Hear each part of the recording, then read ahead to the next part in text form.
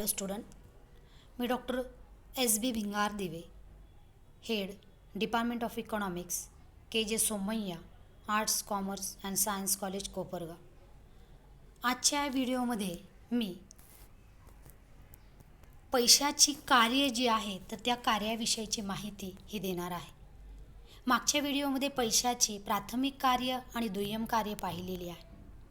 आजच्या या व्हिडिओमध्ये पैशाची आकस्मिक कार्य हे पाहणार आहोत किंवा त्या संदर्भात माहिती या ठिकाणी मी देणार आहे. प्राध्यापक किनले या अर्थतज्ञाने पैशाची जी काय आकस्मिक कार्य आहेत तर ती आकस्मिक कार्य या ठिकाणी स्पष्ट केलेली आहे. पैशाकडून प्राथमिक व दुय्यम कार्ये केली जातात. या कार्याबरोबरच पैशाकडून इतरही वेगवेगळी कार्य केली जातात आणि ही जी काही कार्य आहेत तर ही कार्य आकस्मिक कार्य म्हणून ओळखली जात असतात. या आकस्मिक कार्यांमध्ये सगळ्यात महत्त्वाचं आणि पहिलं जे कार्य आहे तर ते म्हणजे पतपैशाचा आधार होय. आत्ताच्या आधुनिक काळामध्ये जगातील सर्वच देशांमध्ये पतपैशाचा वापर हा वाढला आहे. चेक असेल, विनिमयपत्र असेल तर याचा वापर हा मोठ्या प्रमाणात होऊ लागलेला आहे.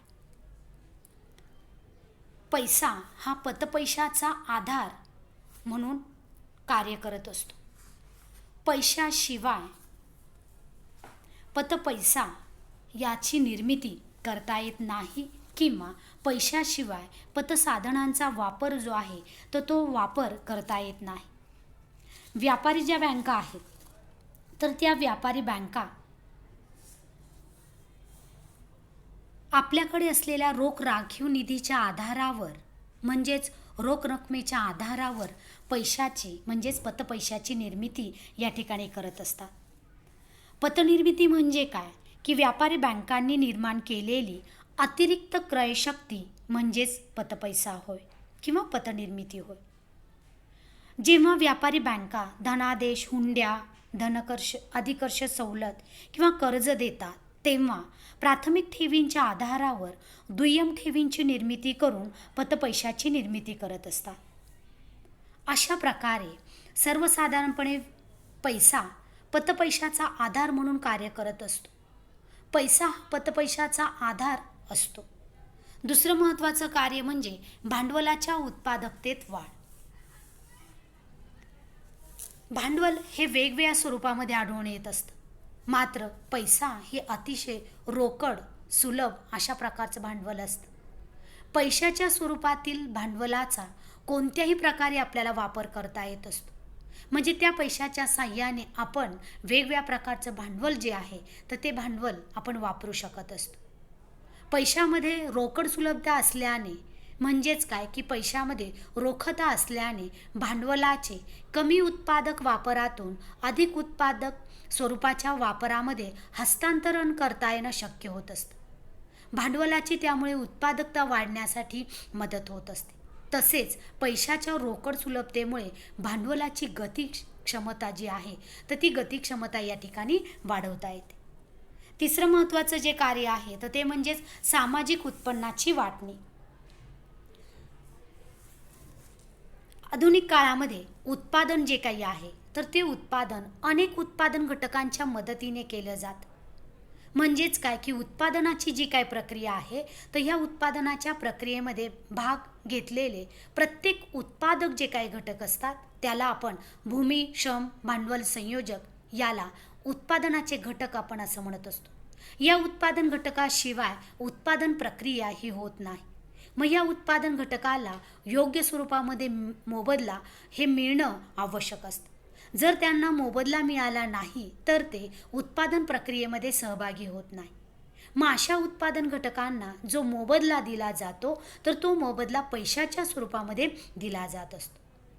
एकूण उत्पादनातील प्रत्येक घटकाचा वाटा जो काही आहे तर तो वाटा पैशाच्या स्वरूपामध्ये निश्चित केला जात असतो. उदाहरणार्थ श्रमिकाने जितकं काम केलेलं आहे तर त्या कामानुसार त्याला मोबदला किंवा वेतन हे दिलं जातं. भांडवलावर व्याज दिलं जात असतं. त्यानंतर संयोजकाला नफा हा प्राप्त होत असतो. जेव्हा वस्तू विनिमय पद्धती होती तर त्यावेळेस पैसा अस्तित्वात नसल्याने किंवा पैशाच्या अभावी ही जी काही सामाजिक उत्पन्नाची विविध उत्पादन घटकामध्ये वाटणी करता येणं अतिशय अवघड किंवा गुंतागुंतीचं कार्य ठरत होतं. आधुनिक काळामध्ये पैसा हा अस्तित्वात आल्यामुळे, त्याचबरोबर पैशाच्या वापरामुळे उत्पादन प्रक्रियेमध्ये सहभागी झालेल्या उत्पादन घटकांना योग्य रीतीने मोबदला देता येणं शक्य झालेलं आहे आणि सामाजिक उत्पन्नाची वाटणी योग्य रीतीने करता येणं शक्य झालेलं आहे. पुढचं महत्त्वाचं कार्य सीमांत उपयोगिता व सीमांत उत्पादकता समान करणं. प्रत्येक उपभोक्त्याचा मागील महत्त्वाचा हेतू असा असतो की जास्तीत जास्त त्याला समाधान कसं मिळवता येईल.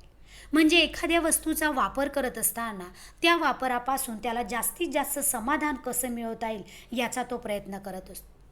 उपभोक्ता वस्तू आणि सेवा खरेदी करत असताना तो खर्च करत असतो आणि खर्च केलेल्या प्रत्येक रुपयापासनं त्याला जो काही सीमांत त्याग करावा लागतो, तर तो त्याग करत असताना खरेदी केलेल्या वस्तूच्या शेवटच्या नगाच्या सीमांत उपयोगितेपर्यंत करण्याचा तो प्रयत्न या ठिकाणी करत असतो. थोडक्यात काय की उपभोक्ता आपले उत्पन्न खर्च करत असताना त्यापासून महत्तम उपयोगिता किंवा महत्तम समाधान किंवा जास्तीत जास्त फायदा मिळवण्याचा तो प्रयत्न करत असतो. त्याचबरोबर उत्पादकांचा विचार करत असताना उत्पादकसुद्धा सर्वसाधारणपणे वस्तू आणि सेवांची निर्मिती करत असताना कमीत कमी उत्पादन खर्चामध्ये अधिकाधिक वस्तू आणि सेवा कशा उत्पादित करता येतील याचा प्रयत्न या ठिकाणी केला जातो. उपयोगिता समान करण्याच्या बाबतीमध्ये पैसा हा महत्त्वाची भूमिका बजावत असतो. त्यानंतर इतर जी काही कार्य आहेत, ही आत्तापर्यंतची जी काही कार्य पाहिलेली आहेत, तर ती कार्य आकस्मिक कार्य म्हणून आपण पाहिलेली आहेत. यानंतर पैशाकडनं जी काही इतर कार्य केली जातात, तर त्या इतर कार्यांमध्ये भांडवलास रोकड सुलभता प्रदान करणे हे महत्त्वाचं कार्य पैशाकडून केलं जात असतं. वर उल्लेख केलेल्या कार्याबरोबरच पैसा इतरही काही जी काही कार्य करतो, तर त्या कार्यांचा उल्लेख या ठिकाणी केलेला आहे. आता भांडवलास रोकड सुलभता प्रदान करण्याचं कार्य जे आहे, तर ते कार्य पैशाकडून केलं जातं. का? कारण पैसा हा अतिशय रोकड सुलभ भांडवलाचा प्रकार आहे. लॉर्ड केन्स या अर्थतज्ज्ञाने याच्या बाबतीमध्ये सर्वसाधारणपणे लोक स्वतः जो रोख पैसा का असावा किंवा का पैसा ठेवतात याची कारणं सांगितलेली आहे. लॉर्ड केन्स यांनी व्यवहार हेतू, सावधानगिरीचा हेतू, लाभ हेतू अशा विविध हेतूंसाठी लोक रोख स्वरूपामध्ये पैसा जवळ ठेवत असल्याचं सांगितलेलं आहे. का? कारण समजा उदाहरणार्थ एखाद्या व्यक्तीला व्यवहार हेतूने पैशाची आवश्यकता असते आणि ती त्याच्याकडे रोख स्वरूपामध्ये असणं गरजेचं असतं. उदाहरणार्थ एखाद्या व्यक्तीला दैनंदिन जीवन जगत असताना वर्तमानपत्र असेल, दूध असेल किंवा इतर वस्तू खरेदी करायच्या असतील, तर त्यासाठी रोख रक्कम असणं गरजेचं आहे आणि त्याच्या आधारावर तो त्याला आवश्यक असणाऱ्या वस्तू किंवा सेवा तो खरेदी करत असतो. त्याचबरोबर लोक पैसा हा सावधगिरीचा हेतू असेल किंवा सट्टेबाजीच्या हेतूने सुद्धा लोक पैसा स्वतःजवळ ठेवत असतात.